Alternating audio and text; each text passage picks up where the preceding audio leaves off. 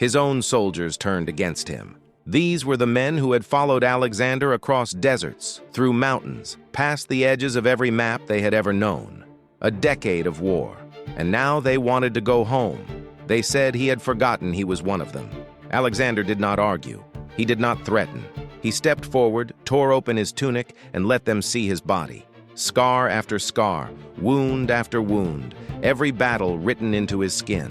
Then he spoke. "There is no part of my body without a wound. Save my back. Come forward, whoever wishes, and show me one of yours. I have none you have not shared." Not one man stepped forward. The mutiny that could have ended everything dissolved in silence. This is what the Stoics understood about true leadership. It is not built on titles or commands. It is built on what you are willing to endure alongside others.